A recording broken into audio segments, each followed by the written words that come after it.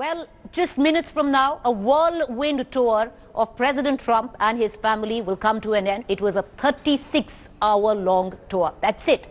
While yesterday was a bit of personal time, a lot of optics, a lot of pictures, Motera Stadium, Ahmedabad, the Taj Mahal. Today, he talked about business. He came down to the brass tacks of it all.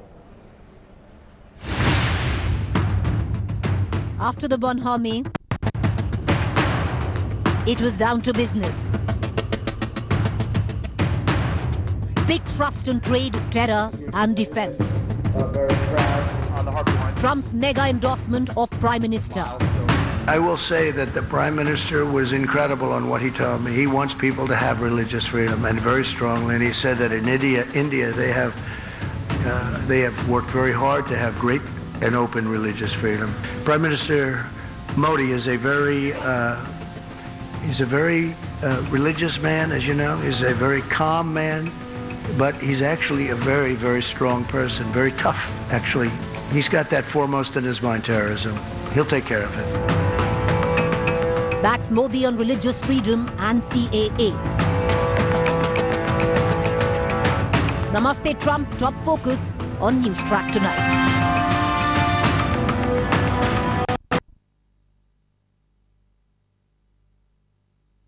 Out all praise for his friend Narendra Modi.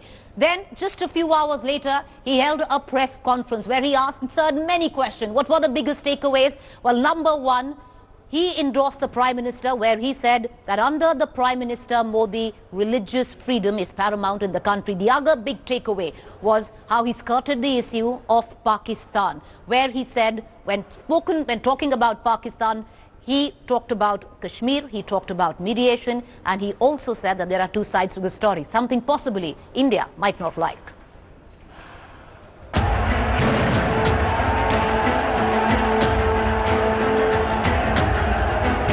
Violence raged in Delhi over citizenship issue even as Donald Trump held talks with Prime Minister Modi to take India-US ties to a global strategic level.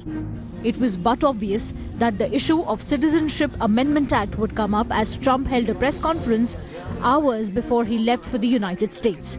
The US president steered clear of any controversy, saying hopefully India was going to make the right decision for its people. What is your position at the moment on India's Citizen Amendment Act at the moment? I don't want to discuss that. I want to leave that to India, and hopefully they're going to make the right decision for the people. That's really up to India. But Trump did say that the issue of religious freedom came up during talks with Modi. In what is being seen as an endorsement, Trump said that Modi was handling it well. I will say that the Prime Minister was incredible on what he told me. He wants people to have religious freedom, and very strongly. And he said that in India they have worked very hard to have great and open religious freedom. The US president again repeated his offer of mediation to ease the tension between India and Pakistan. He acknowledged Kashmir was a thorny issue between the two neighbors. We just hope, and I said I'll help, I'll do whatever I have to do if I can do that, because my relationship with both gentlemen is so good. But there has been difficulty in Pakistan, and we're seeing what we can do about it. Anything I can do to mediate, anything I can do to help, I would do. Trump also said that the issue of Pakistan and terror was raised by Modi during the talks. Prime Minister Modi is a very religious man, as you know. He's a very calm man, but he's actually a very, very strong person, very tough, actually. When I've seen him in action, and he's got that foremost in his mind, terrorism. He'll take care of it. Trump's repeated praise for PM Modi over 2 days clearly reflected on bonhomie and trust between the two leaders, a signal that India-US relations were on the strongest footing ever. In all, it can be called a very successful visit. President Trump steering clear of any controversy, saying that religious freedom is something that Prime Minister Narendra Modi respects, and also with regards to trade and the economic aspects, it is a forward momentum that both the countries and both the leaders have created. But when it comes to the niggling issues or concerns, he really steered clear and said that mediation is something that he did not really offer. With video journalist Ashok Bhanot in New Delhi, Geeta Mohan for India Today. All right, minutes from now, this 36-hour trip of President Trump, his family, will come to an end. He'd be departing in planing very soon, back home to America. Geeta Mohan, our foreign affairs editor, joins me right now. Geeta, any time now that plane will Air Force One flying back to America with the president? What's the protocol? Get us the latest. When can we expect visuals?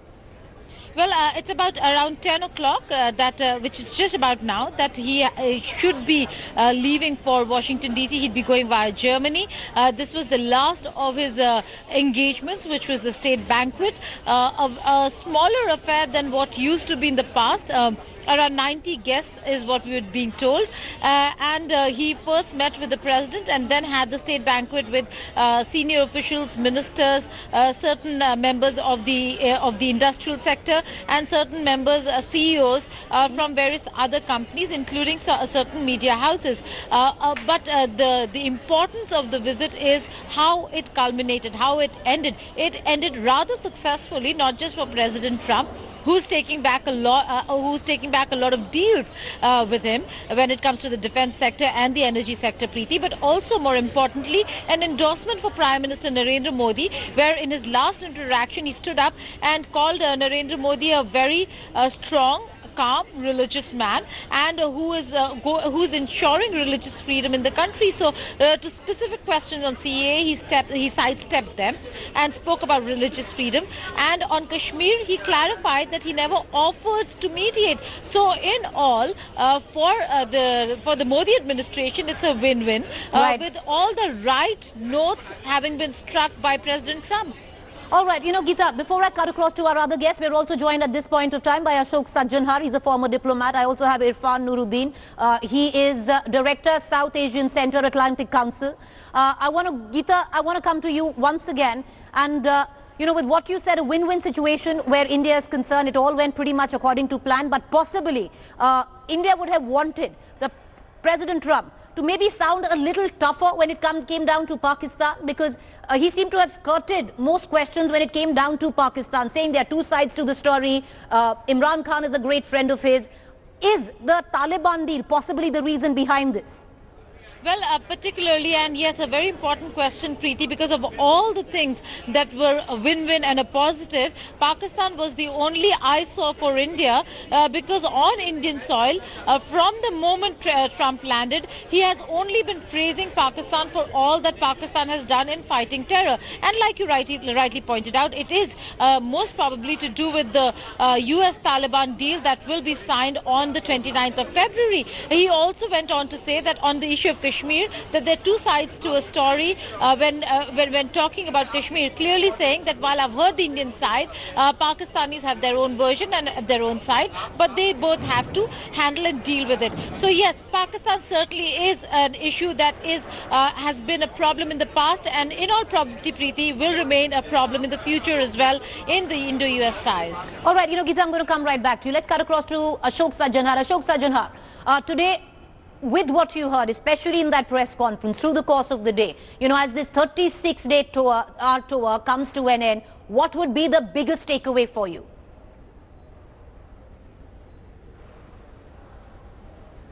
Well, several takeaways. I think on the bilateral front, there are a number of areas where we have, our cooperation going forward. But, the overarching message that a single country visit, 36 hours he's coming with the family, and I think, and without a trade deal, because everyone has been saying that, he's a big transactional leader and businessman at heart. So if there was no trade deal, then he shouldn't have come. But I think the relationship between India and the United States is big and things are happening. That is why, notwithstanding the fact that there was no trade deal, he came. And I think there are several takeaways. And I would say on the bilateral front, it is as far as the defense cooperation is concerned. I remember when I was in Washington, D.C. in 2005, and Pranab Mukherjee as the Raksha Mantri had come, we signed the first India-US defense agreement there. Our cooperation on this field was nil, nothing at all. And today, the United States has emerged as the second largest supplier. Not only that, we have become the major defense partner. We have been graduated to STA1 state strategic trade authorization level 1. We have signed many of these foundational agreements, COMCASA, LEMOA, the last one being the ISA Industrial Security Annex last December. BECA is in the works, should be happening. I think we need to focus more on Make in India, you know, the DTTI, the Defense Trade and Technology Initiative, not working too well. We need to make it work. All right. So I think defense is one area, big area where things are happening. Second is trade. Just let me give you two very quick comments there. The second is energy.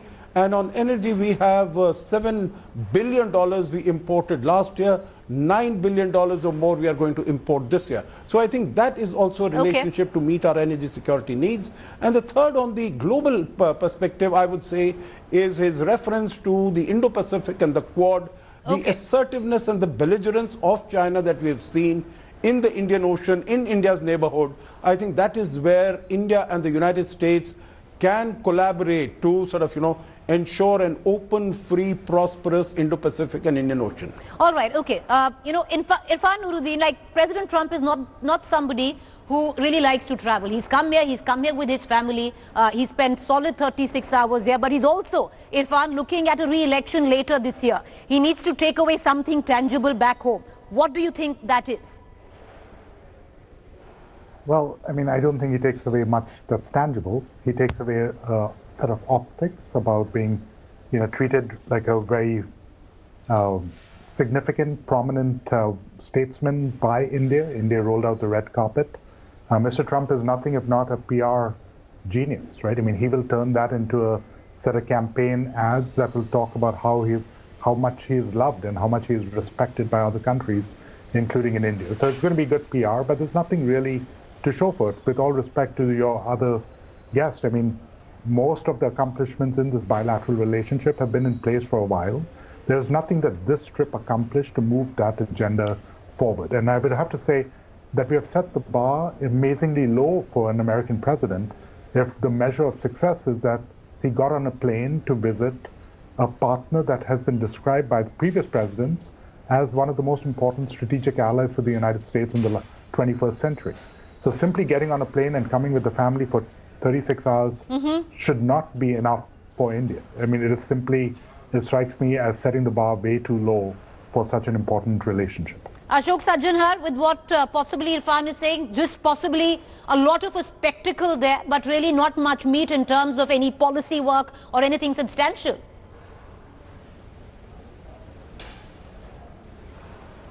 No, in my view, I am entirely a different view. You know, yesterday at least, yes, definitely I agree it was spectacle. But it was supposed to be spectacle. It was not supposed to be anything substance. Although what President Trump did say in his address at the Sardar Vallabhbhai Patel Stadium, he did talk about the fact that he is going to work against Islamic radical terrorism. He spoke about Pakistan. You had a word with Geeta Mohan, and if you want, I'll weigh in on the issue of Pakistan, etc.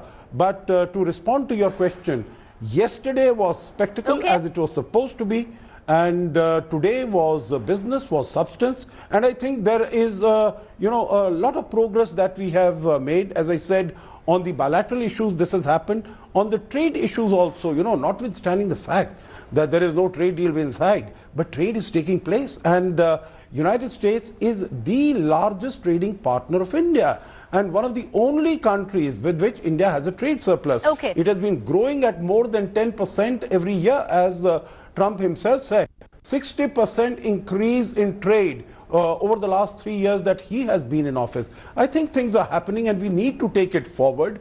And what was discussed, you know, what is happening, discussions between Piyush Goyal and Wilbur Ross, that we'll see something. And what I could see, what the Foreign Secretary said in his press interaction is that we could be seeing an FTA, a free trade agreement down the road, in which it will be an agreement just between India and the United States. And since India has moved out of RCEP temporarily, at least for the time being, I think All that right, is Irfan going to be Nuruddin is big shaking news. his That's head, going to not be quite in huge. agreement. So I Irfan, you don't clearly agree want with to come that in. assessment. So make a quick point, because then we're going to go to where the banquet took place. Yes. That's his prerogative. Right. Irfan. Well, of course. I mean, look, I do not disagree that there's a lot of good news in this relationship. It's an important relationship. These are two big economies, two big countries, two big democracies. The question really is whether this trip and whether this president has shown any commitment to moving forward on some of the issues that still plague that relationship from being even better, even bigger. Yes, India and the United States trade. China and the United States trade at an order of magnitude more than India and the United States trade. The United States took away GSP from India, the preferential trade arrangement that India had for a long time. That has been a major priority of getting it back. They thought they were going to sign a trade deal in Houston. They couldn't. They thought they were going to sign a mini deal when Trump came to India. They weren't able to get that done. So the notion that suddenly there's going to be an FTA, a free trade agreement, when they can't even get a mini deal passed, strikes me as being entirely too optimistic. So I don't disagree that there's a lot of good news in this relationship. The diaspora connections are strong. The private sector connections are strong. At the government level, on the other hand, I think both need to do much more. All right. Okay, you know what I'm going to do is, for a very brief while, I'm going to now cut across to where the banquet took place, hosted by the President of India. Of course, the Trumps have left now. They're going to be emplaning back to America. But I want to cut across right now. Our National Affairs Editor, Rahul Srivastav, is joining us alongside our Editor-in-Chief, the India Today Group, Mr. Arun Puri. It's over to you, Rahul. Preeti, President Donald Trump, in a beast and a large convoy of vehicles, is already on his way to emplane Air Force One on his trip back to the United States of America. Two-day visit, very high on optics and definitely a lot of diplomatic substance. I'm joined by Editor-in-Chief, India Today Group, Arun Puri, who has spent some time speaking to Mr. Donald Trump, the president, and was witness to what happened inside the President House at the official dinner for President Trump. Chief, you spent time with him. What did you see something different in the Donald Trump, which we have seen him on TV, in press conferences and interaction outside, and today when he spoke a little while to you, and what transpired inside the dinner? Well, yes, I was very pleasantly surprised. Firstly, he's much smaller than what he looks like on TV, and he's very polite, very attentive. I thought I'd encounter a kind of gruff New Yorker. He was paying attention to everybody who he was meeting. So it was a very pleasant surprise that here was a president who actually engaged with you, looked you in the eye, had a firm handshake, and listened to what you had to say. You see, usually what one has heard about and seen about Donald Trump, that he's got a bit of a brusque tone, and he's got a bit of an impatience. Today when you were there during the interaction, the President of India did an address. Right. Did he address the gathering there? Yes, in fact, after the President addressed before the dinner, in fact, the President made the shortest speech I've ever seen in Rashtrapati Bhavan. I believe it was because of the shortage of time. But then it was President Trump's turn to give a speech, and they brought this kind of podium which they put on the table. With mics and other things. With mics. And no, there was a mic on the table itself, but that podium to put his written speech. And he just brushed it aside. And he said, I don't want this. And he spoke impromptu. And he spoke with great warmth, thanked the Prime Minister, praised him many times, talked about the hospitality, talked about how much his wife and him enjoyed being here and how much they wanted to come to India. So there was a real chemistry. You felt that here was a Donald Trump who was actually emotional about what he was speaking. Did he come across that when he is, I think during the 2 days, he spoke multiple times about how India touched him, how he was impressed with a lot of elements. I think for the first time a President of America spoke a speech in which there were a lot of items which one hears in Prime Minister Modi's speeches. 32 crore homes and this many electrification. Right. Do you think that the entire praise was genuine? He knew about this thing? Well, I spoke to some of his President Trump's assistants who were, meaning people who are part of his delegation. And they said, look, they've seen him interact with many other world leaders, but the warmth they see with Prime Minister Modi and him is quite unusual.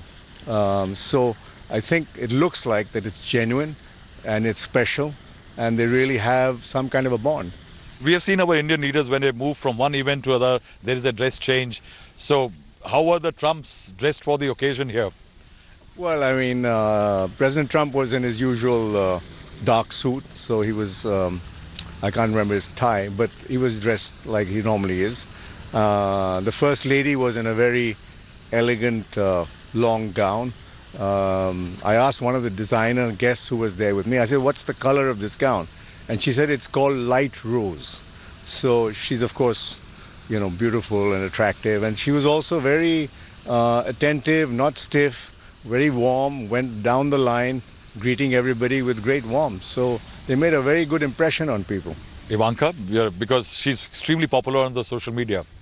Well, I didn't get to speak to Ivanka, but she was, of course... Was she part of the main core decision, or she was a bit on the sides? She was on the sides, but she and was... Who did she spend time with? Well, she was seated next to Chief Minister Qatar. And so I would like to know what they spoke, because they were speaking a little bit. But I didn't get to meet her, but she was, of course, most elegantly dressed in a white kind of floral dress, and she's extremely tall and stands out anywhere. Interesting element. You spoke to him, the interaction. What did he discuss with you? Was he interested in what India does, what people in India do? Well, it was a very short conversation. The procedure is that you give your name and you introduce yourself, which is what I did. And I said that I'm in the media and the literary group, and that we have the largest Hindi channel with 150 million viewership. And he said, wow. That number surprised him. Yes, of course. And he says, oh, you're doing a great job. Keep it up. We also told him that these channels are broadcast in America. So whatever was happening here has been live broadcast in India. So he gave me quite a good smile. Was he interested in knowing that the man who wrote The Art of the Deal, was he interested how well did India Today cover him? No, he didn't ask that. I don't think there was time for that. But he genuinely looked like he was listening, and he was engaging. General impression when you were there, the bonding, Prime Minister Modi, him, did you feel that there is something there which can climb and travel the long distance in terms, because these two countries have a lot of convergence but have a lot of divergence also, and conflicting of interests are there, and at a time when India's economy is slowing down and there is conflict, a lot of those things America has been taking positions which could well help India in future. Well, I think the Americans are taking a long view on this. They're not worried too much about our domestic issues. They see India as a friend, as something, as of course, as a balancing to China. So I see a genuine kind of reaching out of friendship. Very warm, even the delegation which was there, engaging with the Indian side very nicely. Of course, language is a big common thing we have. So I feel it's a genuine friendship. You see, we heard a lot when Prime Minister Modi went to meet the Obamas in the White House. We heard a lot about he had Nibu Pani and it was a feed or fasting. Did the Trumps really eat here? Well, I think they had it was a full vegetarian and non-vegetarian menu. So there was lamb and there was kebabs and everything. So this thing about President Trump not getting his meat, I think he got his meat in this banquet for sure. Yes, that means definitely President Trump, what one will have to wait and see what kind of meat in terms of substance of the visit he really got from this. Thank you very much for speaking to us, sir. So Preeti, that was Mr. Arun Puri explaining the picture there, what really transpired, and perhaps what was the substance behind the visit of President Donald Trump to India for the last 2 days.